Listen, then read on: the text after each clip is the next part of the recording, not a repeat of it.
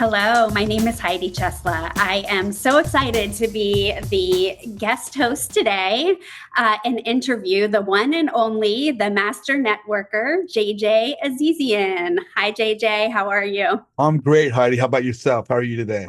I'm great. I'm great. I know you're here today to share some great information about Facebook 101, but can we first start by learning a little bit about you? Let us know Sure. where you're from first. Well, actually, I was born in Chicago, but my Okay. family moved to Southern California the summer I turned 6 years old. So first grade on, and been raised in LA pretty much my whole life. I had a short 4 year stint in Dallas in my 30s, but I'm pretty much raised in Hollywood Hills. The picture behind me is from atop the Hollywood sign. If folks haven't figured that out yet. Beautiful, beautiful. I love it. Uh, let's see. I just want to tell you from my experience, if you are in the real estate investment world, JJ is definitely someone you want to know. And he's also one of the biggest go givers that I know. He's always sharing, he's always helping, even if you're just getting started. So, just before we get started, thank you for that, JJ. I know from firsthand experience. Will you let us know how you got started in real estate? Well, my dad actually, when I was a kid, I mean, like probably about my teens, 12, 13, right about there, he started buying small commercial centers in Los Angeles. And he bought one every 5 years. And over a 30-year period, he accumulated six shopping centers. And he would take me to them as a kid to show me things, but as I got older, he was running them, and that was his thing. I wasn't almost not allowed to participate. So I didn't really have a lot of involvement, but I was introduced to real estate at a young age. Later in life, as my dad got older, he passed away about 12 years ago in his late 80s. But he had a 7 year battle with congestive heart failure. And when that started, I was living in Texas and, basically said, come home and help me run the properties. And I came back and had me doing things like, taking deposits to the bank and going and meeting prospective tenants and meeting contractors and delivering leases to be signed and just doing kind of the go for legwork of and for a landlord. And that was my introduction into real estate, was just how to be a landlord, really. And then where did you go from there? Well, as I said, my dad passed away in 2012. And I was just continuing to run the properties. And a friend of mine called me out of the blue one day. He says, you do real estate, don't you? I said, well, I don't do real estate, but I have real estate.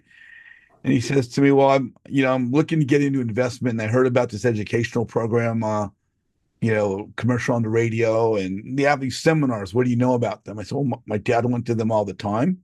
He never signed up for anything, which I see the logic in that after being in these programs for a while. But um, I asked the guy, I said, if you'd like, would you like me to go with you? So yeah, sure. So we went to a 1 day pitch at a local hotel in Pasadena, California. And you know, as my mom would say, you're set. You don't need to do this. But my buddy, they said, if you want to hear more about this and go to a 3 day event, go sign up in the back for $200. My buddy said, I'm going to go sign up. I said, go sign up. I don't care. He comes back and says, you owe me $100. I signed this up.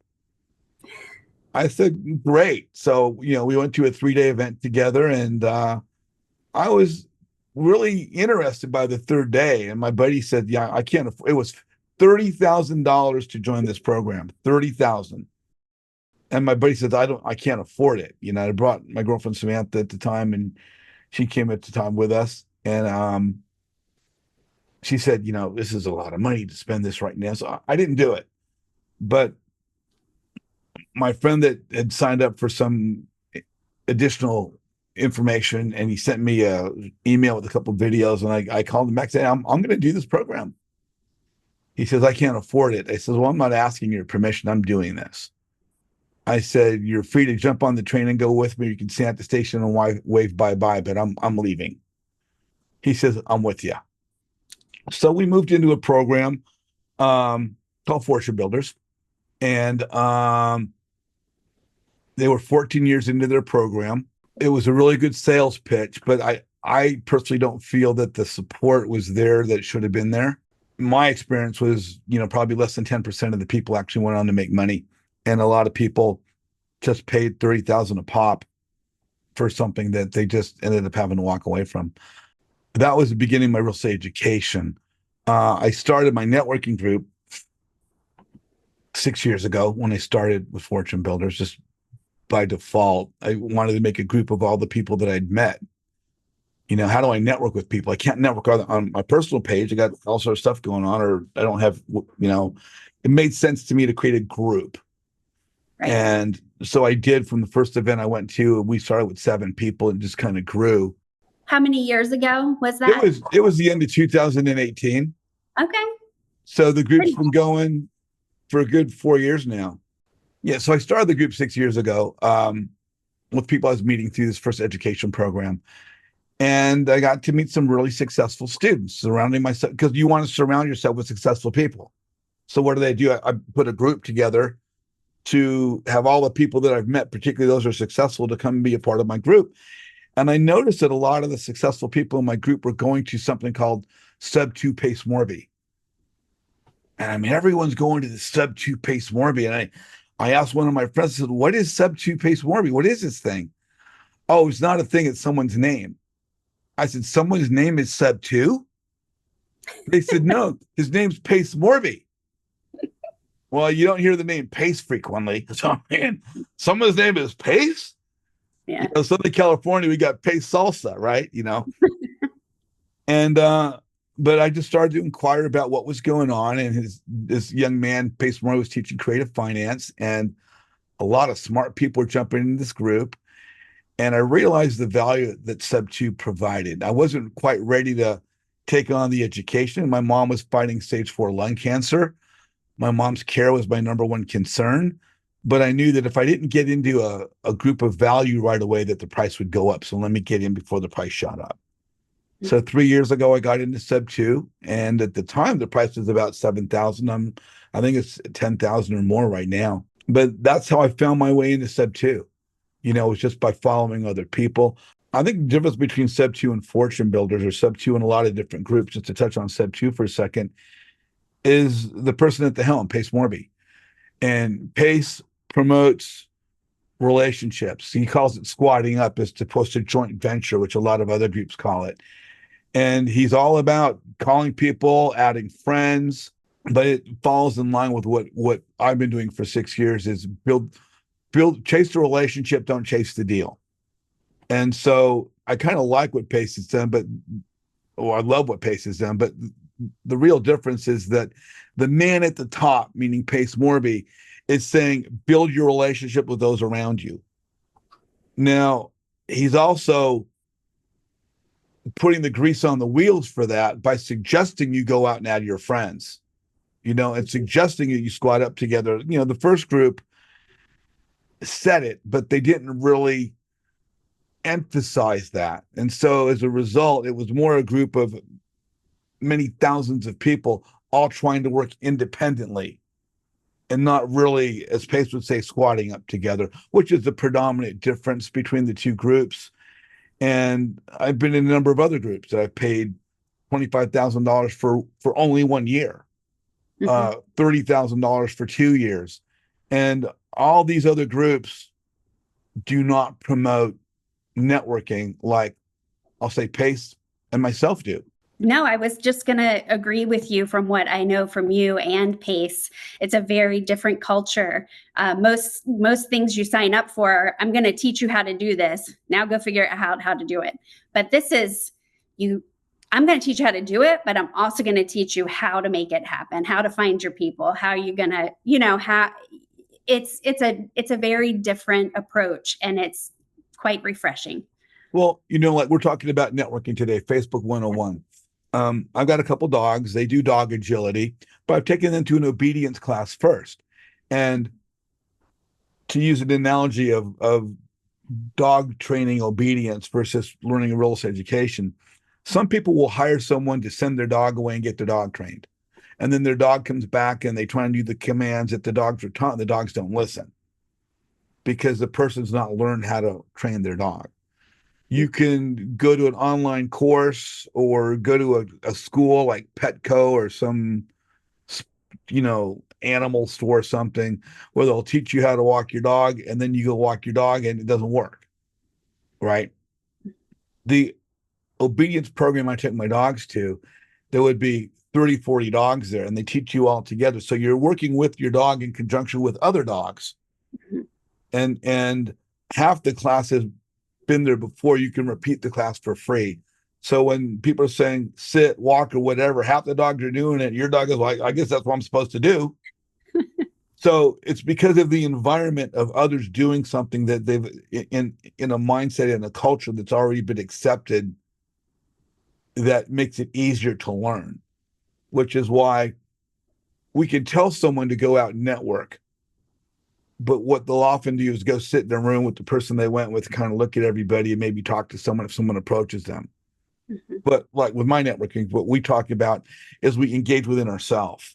And I teach people how to do the things that have allowed me to become visible so that they can be visible, so they can build their own networks. But it's all about participating with the other people in my group, which is, I think, the difference of telling someone to go network. And in my group, not only showing you how to network, but allowing people to build relationships as I participate, which is, I don't do what Sub2 does. I don't teach creative finance. I don't teach wholesaling. I don't teach short sales. I show people how to build relationships, how to market themselves, because you do not market your business, you market yourself. One of the things Pace says all the time is that the success of your business will be predicated upon the 5 or 6 people you engage with the most. What does that mean? That means creating business relationships with people that you're working with most frequently. Well, the most successful business relationships are personal relationships, because these people now become your lifelong friends. So as investors, as new investors, how do we develop relationships with 5 or 6 people that are going to be lifelong friends? Well, we need to get to know people. We need to develop rapport. Well, how do we develop rapport? We're all around, Sub2's got 13,000 people all over the country. How do we develop rapport with someone in another state? Well, we have to engage with them, obviously. But what precedes engaging with one another is that everyone in any educational community has a Facebook page. So what people don't understand is your Facebook page becomes your digital business cards of the world on how others see you. If you post in a group, you comment in a group, someone goes, oh, hey, let me go look at this Heidi Chesla. Let me go look at her page. Is she presenting herself as a real estate investor? That's what people are going to look at. Your personal Facebook page becomes your digital business cards of the world for how people see you. So from there, ideally that would allow people to go, God, we have similarities. They're out of the medical field. I'm out of the medical field. They've got 5 kids. I've got 6 kids. Oh my gosh. Or they're into snow skiing. I'm into boogie boarding. What are the similarities? Which are really the commonalities. It's upon commonalities which we build rapport. And the key is to build rapport, as I like to say, chase the relationship, don't chase the deal. Get to know the people that are around you so that you could decide, are these people that I want to make long-term relationships with? Just because someone's out of your same educational program does not necessarily mean they're going to be someone that you're going to want to affiliate with the rest of your life, much less 2 or 3 deals. Right. So when we're looking into starting networking especially through Facebook, because that's, I think, a huge thing that you are so go-giving with, is just helping people even get started with it. What are the best things to think about when you're just getting started with presenting yourself? You're presenting your business card on Facebook. You're presenting yourself. What are the top things to think about? Okay, well, let me show you a couple of things. I'm going to share my screen. Okay. One, you want to have a cover photo, something that depicts your interests. Most importantly, let's start with your profile photo and your name. You want to have a photo that clearly depicts who you are, so that if someone is going to a meetup You're at a real estate investment association meetup, you're at a sub two meetup, you're going to some national event like Pace Morby Squad Up Summit. You want people to be able to walk up to you and go, "Oh, hey, I recognize you from your Facebook page." What you don't want to do is have a picture of yourself standing by a boat. I've seen a young man have a picture of his back to the camera looking over the waterfalls of Yosemite because he wanted to highlight the beautiful view. You don't market your business, you market yourself. So using your personal Facebook page, you want to have a clear photo of yourself, and then you want to have your name as well. And so that you have name face recognition. And what's really important, and let me share this as an example, not only on Facebook, but the other two main platforms, not the only, but the other two main platforms are Instagram. Now, if you come to Instagram, again, here I've got same name, same photo. So I've got continuity in my presentation of name face recognition. If I come to my LinkedIn, again, I've got the same name and the same face. So from LinkedIn to Instagram to Facebook, I've got continuity of the same name and the same photo. I'm not JJ Azizian on Facebook and JJ buys houses on Instagram and Azizian, the real estate guy, on LinkedIn. I'm not using different photos on different platforms. I've got the same photo, the same name straight across all platforms. I think that's the number one thing. The secondary would be the cover photo. I've seen some people that have absolutely nothing there. You want to have something that reflects your interest, because your cover photo is like your billboard on the side of a highway. Buy this car, buy these clothes, buy this food product. Again, it's to establish commonality with other people. You might want to put your family. You've got a family, their family is similar. Your hobbies and your interests might be fishing, might be snow skiing, might be the USC football team. Got a really great guy I met last night named Dunham Stewart out of Southern California here, and he and I are both alumni of USC. So if I put a USC photo up here, somebody that also went to USC but would find commonality with me. Again, the items you want to use when you're putting photos on your cover photo or the post in your Facebook page, you want to use the acronym FORD: family, occupation, recreation, and dreams. Those are the things upon which people are going to find commonality in with you. You want to stay away from things like global warming, euthanasia, gun control, murder, abortion. I mean, politics. You want to stay away from controversial topics because you're not going to change anybody's mind with a post on a controversial topic on Facebook. When you're a real estate investor using Facebook to market your business, you want to market yourself in a very positive light to solicit support by presenting things that others are going to have in common with you. Now, if we come down through that a little further on the page, you have something called the bio, and you can click on this thing and you can put various things in here. In my bio, I've put that I'm a real estate investor. In addition to that, I want to market my networking group. So I also say to, join my group, click this link.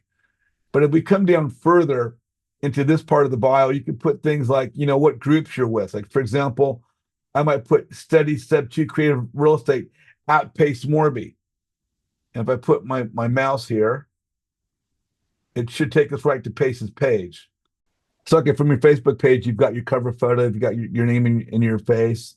You can edit your bio. When you come down into the bio, you can put certain things on here like studies creative real estate step 2 at Pace Morby. I'm in Pace's program. You might want to have something like studies protege program at Carl Allen with his deal maker program. Again, I'm in Amy Majoy's Raising Private Money program. As you see, as I move my mouse over her name, you see the link for Amy. As coming back to Pace, as I move my mouse over Pace, this way Pace's name and face come up on your profile. That then becomes instant recognition for people that are in Pace's program that, hey, he's one of us, he's just like me. You might be setting Pace's Gator Method program. Again, say Gator Method at Pace Morby. There's a number of programs that are out there. Brent Daniels, Amy Majori, Stacy and Jen Conkey, Vina Jetty, Grant Cardone. But you want to put other things onto your profile that allow for commonality. Put the city from where you're from. In this case, born in Chicago, but I live in Los Angeles. So people go, "Oh, you're from Chicago? I'm from Chicago." You might want to put your high school. In this case, I went to Hollywood High School. But say you went to West High, someone went to East High. They go, oh, well, I'm familiar with your school. We played football against you. We hated you guys, but we beat you in you beat us in football, but we beat you in basketball. But putting your high school, putting where you're from, putting your secondary education, junior college, college, or university, these are all things that present commonality. This is how you market your commonality. And then, of course, on your Facebook page, you want to have your links. Have your link for your Instagram, for your LinkedIn. I've got a YouTube channel for my website. But you basically want to build this out. If I come through some of the posts, I ran into a childhood friend of mine at this Creation for Organic health juice bar yesterday. It's really amazing to run into her. My best friend's sister from years ago. I'll share, again, interests.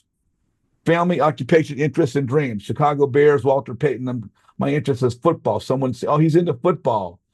Boxing. I actually boxed in college.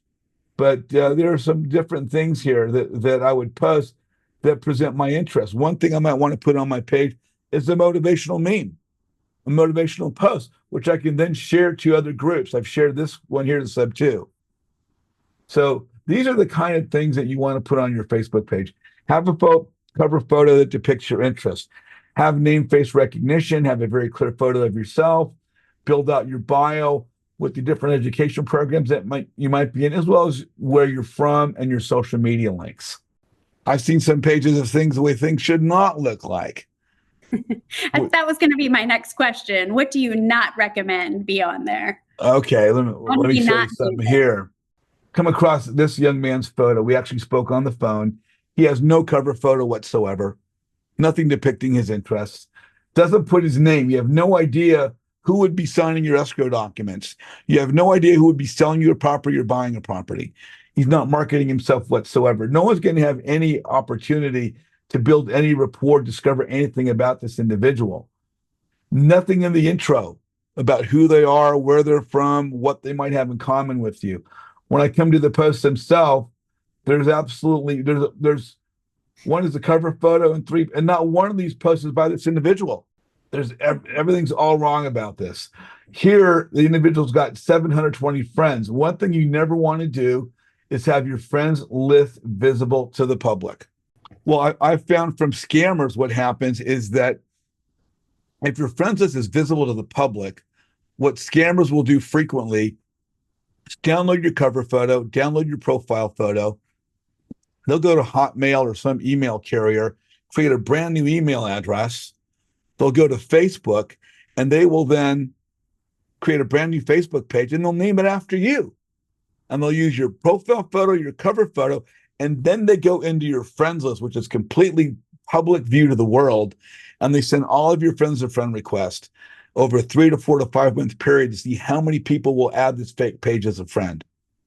Then about 4 or 5, 6 months later, a month or two after they've got a good number of people on that list, they send out a Facebook message from someone that looks like it's coming from you that says, hey, this is JJ. I'm out of town. I'm on a business trip and someone stole my phone, stole my wallet, and I can't get home. If you could please go to your local Western Union office and send me $500 to my Uncle Donald Duck at this Western Union number, he'll help me get home. And I promise you next week, I'll send you $200 for your trouble. Well, you have no idea how many of your personal friends and family are going to race to the Western Union office to help you out. You have real estate investors that know you very well that are going to go, hey, I can afford to float $500 for a week. You have investors that don't know you very well at all, but they're going to go float $500 for a week for a 40% return on a 1 week hold. Not a problem. I'm going to send the $500 because he's on my friends list. I know the name. So my point being, by having your friends list visible to the public, you basically put all of your family and friends at risk of being scammed by a scammer, because this is not an uncommon scam. That's quite scary. It's good we're doing this. We know exactly where to get started. I have one question for you that I want to add in. What would you say? I know what you're going to say because I know the quote, but what would you say to people who are sitting back and saying, I don't like social media. I don't want to get out there. I don't want to do the thing.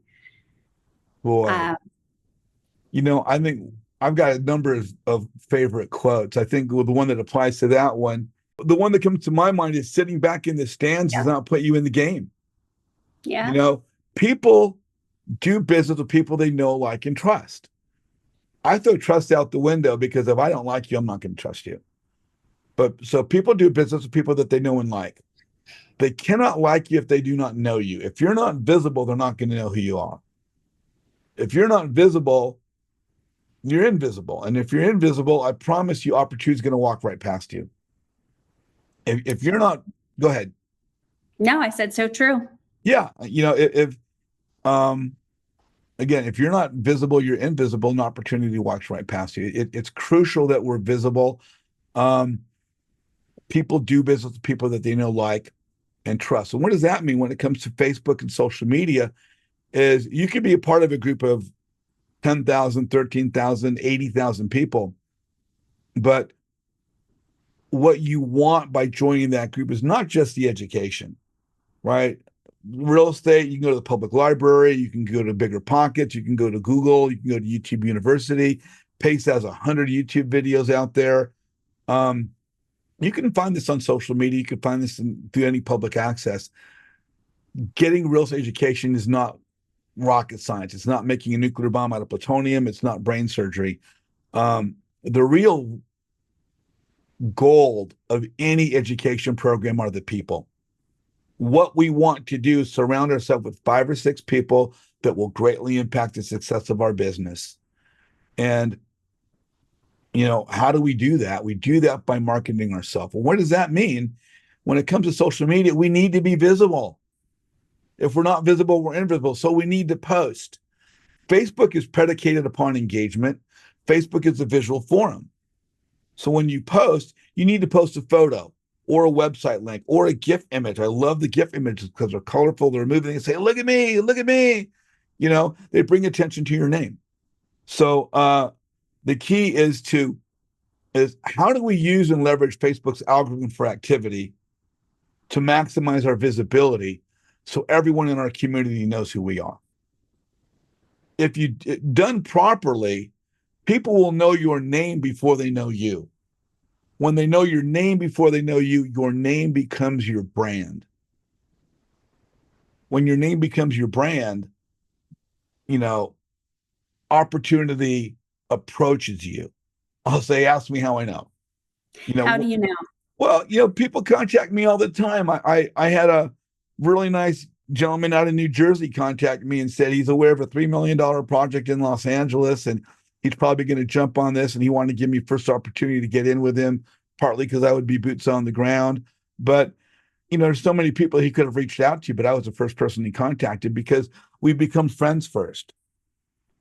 I'm looking for another investment opportunity. I've got a friend of mine in Pittsburgh says, if you're going to buy something, I happen to have a 19-unit building and I can get you in there at a really good rate. But again, by getting to know people first, opportunities come to you. It's that simple. Right. And in a nutshell, as you said, getting your business card out there, getting known is one thing, and then also bringing in that importance of the networking. You can't just post and stay home. You have to get out there and make connections and network. And that's how they work together. Well, and networking is twofold. I mean, there's a saying that you got to be in the room. Some rooms you got to pay to get into. I paid $15,000 to be in a room for 3 days with a very high-leveled instructor.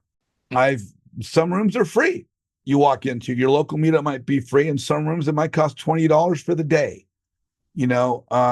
But the key is to be in the room, to meet the people face to face, shake their hand. You get a better feel for people that way. But here we are. We're doing real estate. We're networking with people from all across the country. In my networking group, I've got people from 49 states, including Hawaii and Alaska. How do we build relationships with people from out of our community? It's by using Facebook. It's, how to post, how to comment. How do we leverage that algorithm? As Facebook grew and grew, it got to the point where they wanted to decide who gets visibility and who doesn't. And what they did was they implemented an algorithmic score for everything you could do on Facebook. One of them, for example, the like button. In the beginning, it was just a blue thumbs up. Everybody's seen the blue thumbs up. But when they applied the algorithmic score, they said, well, we can't put it to the blue thumbs up because everyone's already using it. What they did was they created other emojis. The love, the care, the sad, the angry. And these other emojis, when you click the like button, give you a value where the blue thumbs up does not. So one of the things you could do for the algorithmic score for engagement is how you use a like button. When you comment on someone's post, you're now engaging with them. So by doing a comment, you're getting a post for engagement. One of the keys is as you're commenting, if you can get people to reply to your comment, you're now generating engagement. So I always just say, when you put a comment, ask a question. Someone posts a picture of a house and you put, why did you paint the door blue?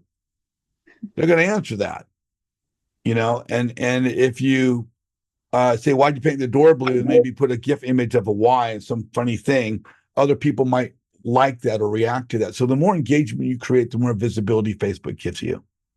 So Facebook is based upon engagement. And as I said, it's also a visual forum. So whenever you're doing a post, always put a photo, website link, GIF image. Whenever you're doing a comment, if you don't have a photo or a link, put a GIF image. But what GIF images do is make you visible. You see frequently someone joining a group and someone says, hey, I'm new to the group. And there'll be 75 posts. Welcome to the family. Welcome to the family. Only one or two of those might have a colorful little GIF image with it saying, welcome to the family. But which of those comments stand out? Just those that have a GIF image. A GIF image is a tool to market yourself by saying, hey, look at me. My name's Heidi Chesla. Hey, look at me. Heidi Chesla again. So yeah, so many things we can implement right away. It's just a bunch of value in one little space here. It's brilliant. Thank you so much for sharing with us. No, you're welcome. And there's just so much to do. But I think the biggest thing is just to get started. I tell a lot of people, just post. If you're not posting, post. We add people to our friends list. And what does that mean? If we're not posting, they won't see us in their news feed. Right? As far as social media posts, we have a 48-hour window of recollection. We might remember what happened yesterday, possibly 2 days ago. Before that, forget about it. So if we're not posting, our name and face are not popping up in the news feed. So whether post a cup of coffee, post a picture of your cat or your dog or your kids or of a sunset, but post something so that you're popping up in the news feed, because out of sight is out of mind. And so, yeah, that's one of the crucial things about Facebook. If you're not using it, people aren't going to know who you are. So you need to post and you need to comment. It's just so very important. Let's talk about friend requests. People are always sending them. People are always getting them. I don't always know what to do with mine. What are your recommendations there? Well, generally on our friends list, the people we're adding before we became real estate investors are our family and our personal friends, people that we know in real life. Now that we're real estate investors, frequently we're getting friend requests out of the blue from people we don't know. And, like, how do I know this person? Should I add them? Should I add them merely because they're part of my education group?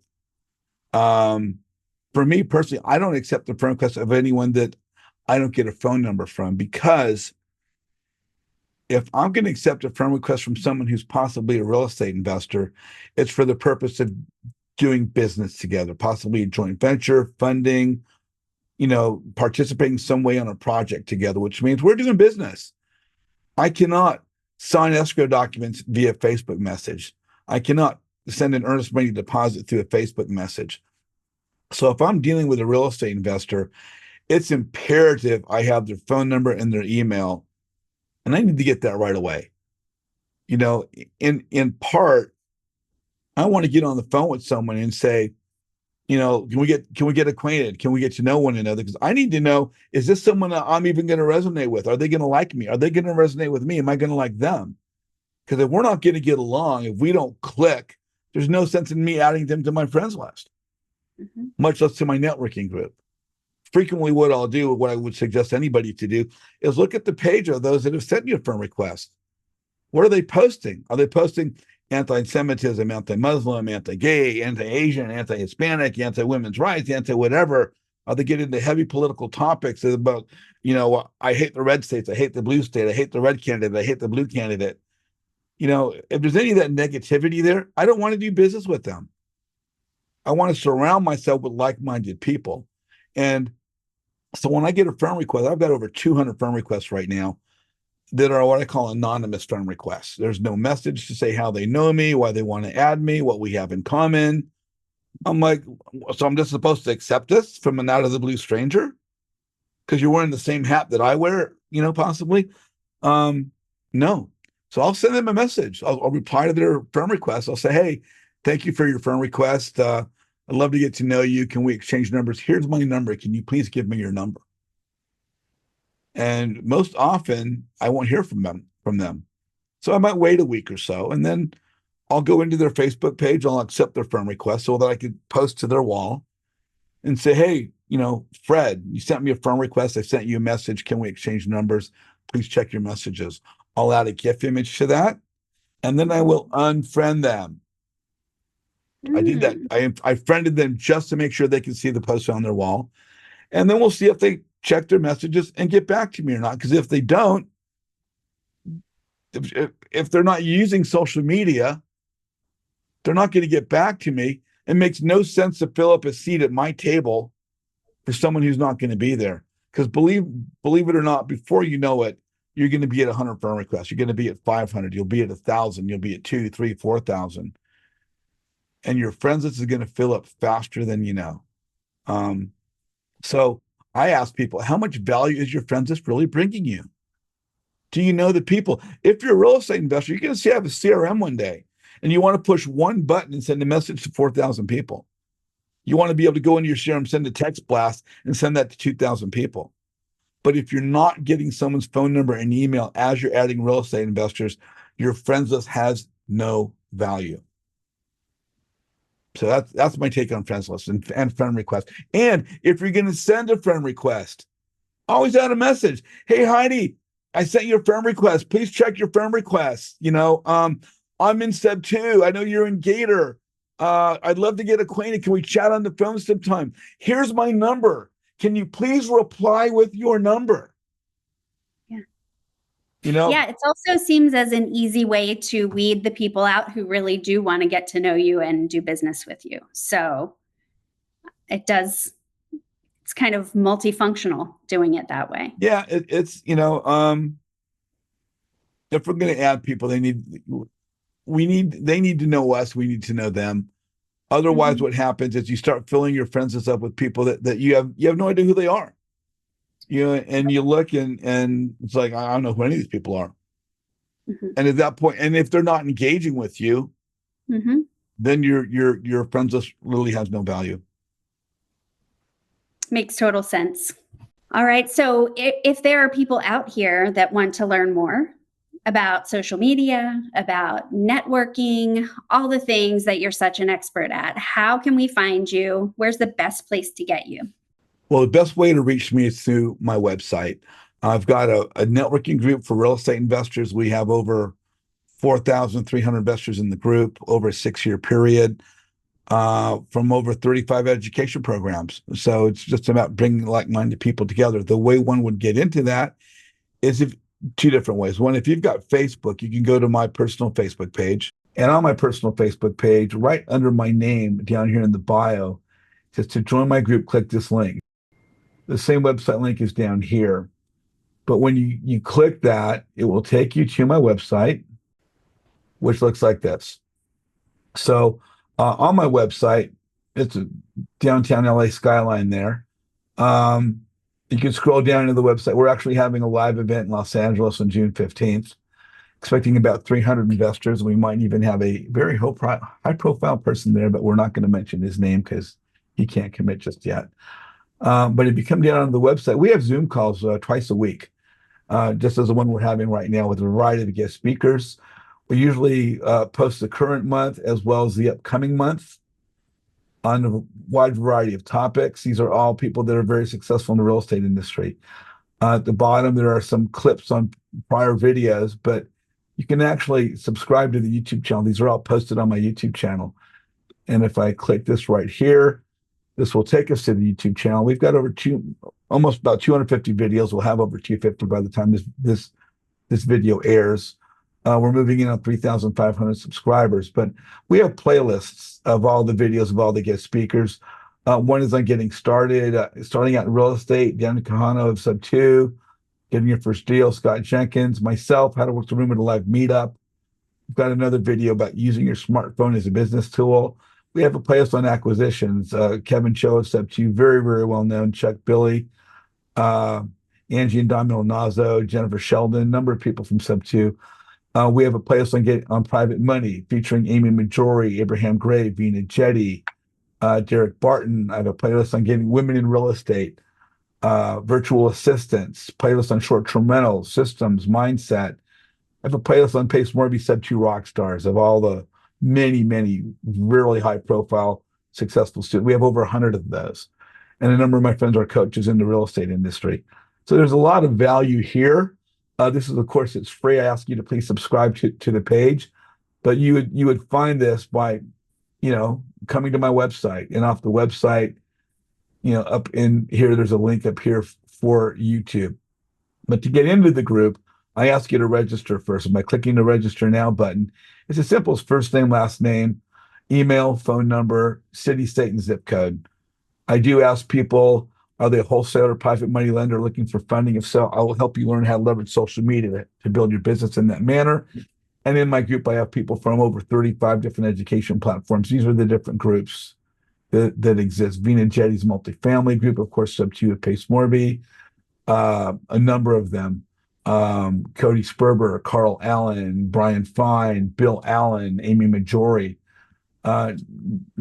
You'll be networking with people that have paid thousands and tens of thousands of dollars who are also serious investors.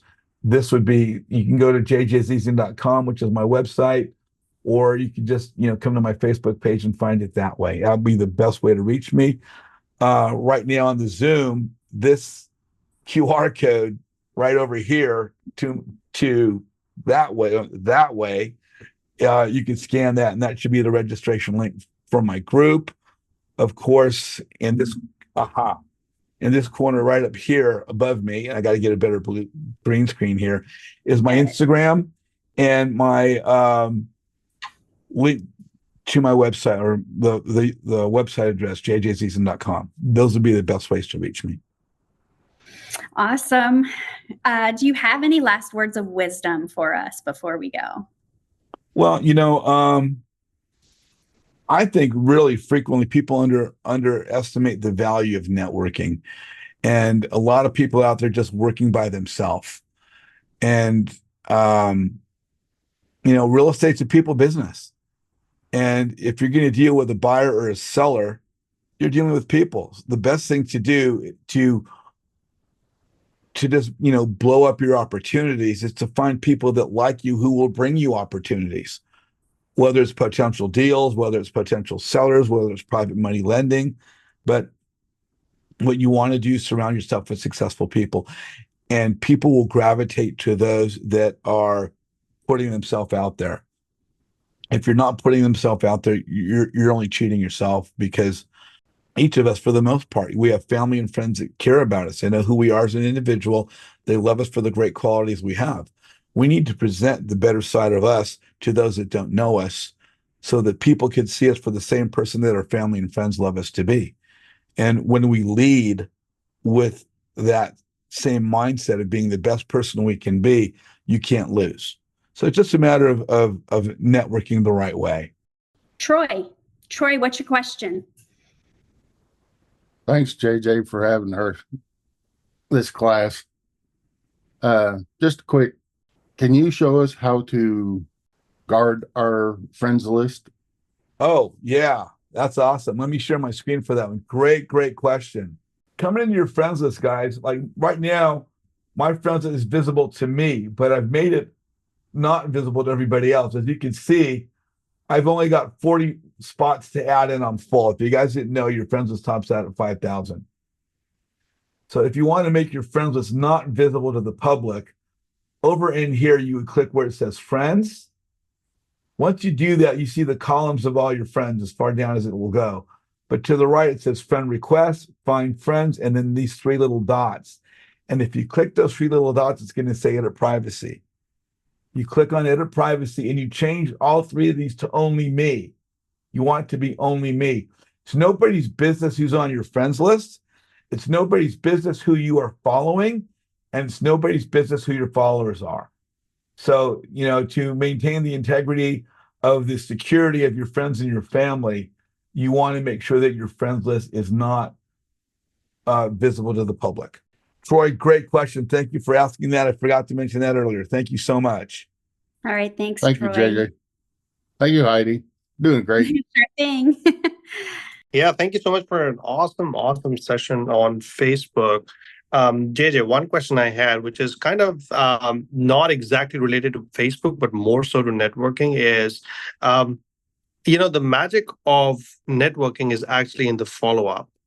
And so how do you make sure that you're actually following up, or do you have a system that you use to follow up with people that you've connected with?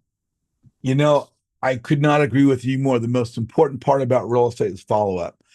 Frequently, if we're dealing with a seller, the seller's not going to sell us a house just because we called them one time. We have to call them sometimes 6, 8, 10, 12 times to get them to build rapport, to get to the point where they go, I really like that average car guy. Let's sell the house to him. So no, follow-up is crucial. And when it comes to networking as well, do I have a system? Gosh, I wish I did. I like to use texting as much as possible with people so I can review recent texts. Frequently in Los Angeles, I'm driving from one place to another. I could be on the road for an hour sometimes if I'm headed to a location. And I use that time in the car to call people.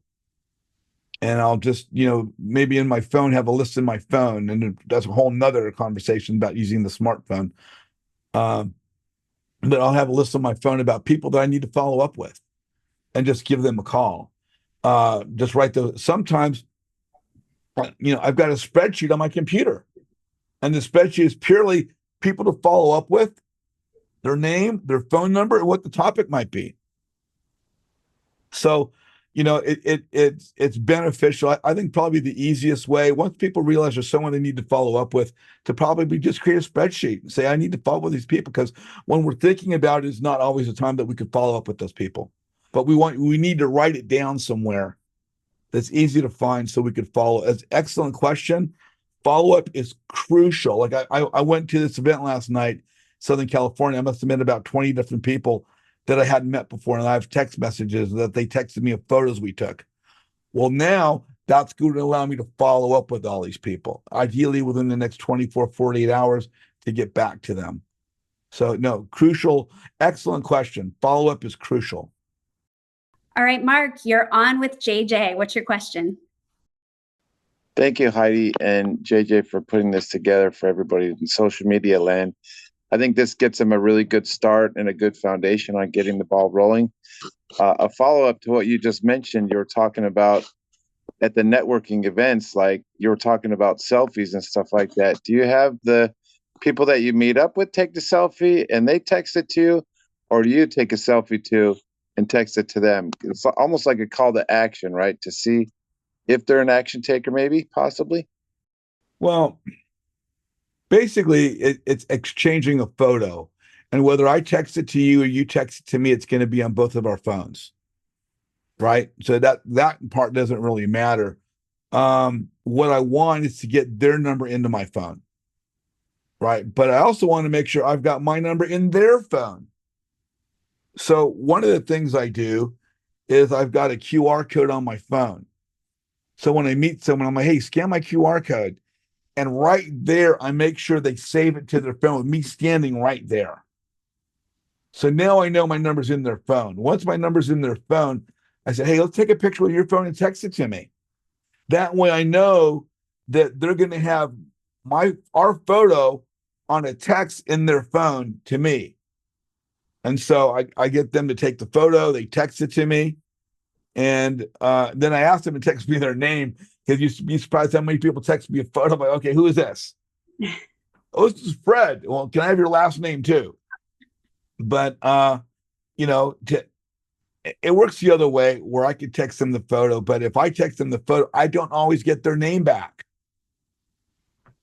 So if they text me, I can kind of right there go, hey, can I get your name? And I actually stand all right, hey, you didn't text it to me yet. Like, before I'm walking away from you, I want to see the text message, because I want to make sure I've got that line of communication. This is only with people that you're really resonating with, that they're resonating with you, that you want to make sure this is someone that you're going to stay in touch with. Going to meet plenty of people that it doesn't really freaking matter. It doesn't matter. But for those that you want to stay in touch with, it's an exercise that we just need to get good at, to make sure that not only do we have their number, but we make sure that they have our number. Awesome. Mark, did that make sense? Yeah, I mean, I know at the events things move really fast, and people like are scurrying around, like, you know, the, what is it? Who moved my cheese, right? The sniff and scurry and the him and haw. Anyways, no, I appreciate you guys both, and great job, Heidi. You're awesome. You're taking over the control here, and what a blessing to have you on the call as well. Oh, thank you so much. It is something new for me. So thank you for the encouragement. I appreciate it. Cynthia, you're on with JJ. What's your question? I want to first say thank you, JJ, for the platform. Like, every week, you have been consistent. I have a triangle that I created when we were talking about learning how to move, why we network, or the existence of social media. And I have relationships going downward to another corner, apex, networking and squatting, going to you. What have not been mentioned about your platform here is that you have provided a significant amount of knowledge for us. Boom. You get a boom for that. Boom, boom. We go on your flip side up and look at the amount of knowledge that you have, and it's real. I mean, this is real good knowledge for us. So I wanted to mention that. And I think Heidi's smile just is a awesome attraction. It's a plus Yeah, with she's a doing a heart. great job. Yeah. Thanks, Cynthia. You're awesome. Well, you know, Cynthia, off of what you just said, it reminds me of something I say all the time that I haven't mentioned. There's so many things. I mean, I really need to script this out instead of fly by the hip. But you talked about a triangle. I say all the time that, you know, what we want to do is acquire assistance of people that will help us. And why is networking important is because networking leads to visibility, and visibility leads to opportunity. The opportunity we want is to surround ourselves with successful people. Yes. You know, and we cannot make those opportunities unless we're visible, and we cannot be visible unless we're networking. Okay. And so what you're saying, that I'm going to say that I have just not done, I would say in the last year and a half, I need to do more to become more and more visible. Because I used to, I have to work on it. But well, you know, as you talk about that, you know, and you've been really visible. I mean, you went from ground 0 to ground like 48 on a scale of 50 as far as the new investor learning how to use social media. I mean, I've watched your ascent, and you're awesome. Yeah. But one of the things Pace talks about all the time, and this is something I'm pushing my group on frequently, is to doing a video. Something as simple as holding your smartphone in front of your face and doing a short video and posting that to your Instagram, posting that to your Facebook. Doesn't have to be but 30, 60 seconds, and you'd be amazed how quickly 60 seconds goes. You know, but it's never going to be good the first time. You're never going to be comfortable the first time, but you'll be a little bit better the second time, and even a little bit better the third time. And eventually it's like you've been doing this all the time. Mm-hmm. But when you figure that 95 to 97% of any group is invisible. It doesn't mean they're not doing the curriculum. It doesn't mean they're not on coaching calls. It doesn't mean they're not on Zoom. It doesn't mean they're not in the whatever platform, Discord, the Vault, whatever any educational platform has. It means they're not using the Facebook social media page to market themselves to the community, to squeeze the juice from the orange. That's what we want. We want to squeeze the juice from the orange. And if we're not visible, we're not making that happen. We do not market our business. We market ourselves. It's imperative that we put our face out there. And what's great about the video is people hear your voice, they see your face, they get a feel for your personality. And they go, wow, that person resonates with me. I like that person. So, I would suggest to yourself, Heidi, anybody watching, anybody on the call right now, do a video, post it to my group where it's a safe place. Because anyone in my group knows that, hey, they're getting going. They're getting going. Okay. For example, Jenny Chetta, I can't wait till she does her first video. Can't wait till Avishkar does his first video. I know, I'll be watching. I'm so excited to see you guys. Okay. So yeah, I'll be watching for your video. Yes. I have about 5 videos. Okay. I need some help. We did on Raising Private Money right there on the spot, making a video. I got lost in the process of putting your what do they call it? Your text up under it, a little message you want to have. I got lost there to dropping it into the Instagram. So I need some help with the dropping it into the Instagram. So I may call you tomorrow. Okay. Heidi, she's going to call you tomorrow, Heidi. Okay, I'm going to Google how to drop the. I'm gonna call me. We'll figure it out together. Yeah, no, and that's one thing I need to learn how to do better is Instagram. I've been talking to Kevin Cho and Jonah Corchin and some of these guys who are really, really out there with Instagram, and a lot of these people are using a third party individual, whether it's a VA or a company, to put on their titles, and it's not easy, and it can be quite costly. But I think the big thing is, before we get into the additional cost, is just do the raw thing to begin with, just the elementary beginning video. Just put our face up there, hold the phone up.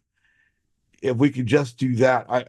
Kevin Cho actually challenged me to a 14-day challenge of doing a video for 14 straight days, and I did one for 14 straight days. Yeah, I saw you on Instagram. I was like, look at JJ increasing his Instagram. So I want to follow you. And even Sevelin was following, I seen her. So I got to warm my motor up again and get it going. And I would tell anybody watching the call, whether they're on YouTube, whether you're in the group, I challenge you to do a 5-day video. I challenge you to do a 5-day video. 5 straight days, do a video every single day, post it to the group. Okay. You post it to the group and get your feet wet, get comfortable at it. I'm looking for Mike McKenna's video to come up soon, Troy Caudell's video, and Bobby Don't Call Me Robert Gardner. We got great people in this group. Just, if you're not using the group, I promise you the group cannot help you. Use the group, be visible, leverage a community, but you do that by making yourself be known. So true. So true. And Cynthia, I may call you too. Maybe we can help each other with Instagram. Okay. Absolutely. Yeah. We'll make our own challenge. Thank you. Thank you, JJ. You just, you've had consistency, persistency, perseverance, and we thank you for it. It seems like it's just like water rolling off your back, like easy. But I know some individuals that ran the JJ Zoom. You had very few, and they said it's challenging. So I think that it's a skill set for you. So thank you. Thank you so much, Cynthia. Thanks, Cynthia. Appreciate you. All right. If you're watching on YouTube, please like the video. Please comment in the comment section. Let us know what your biggest takeaways were, and let us know how we can improve. For those of you that are on the call, stick around. We're going to break out into breakout rooms. And for those of you who are on YouTube, Thank you so much. We'll see you out in social media land.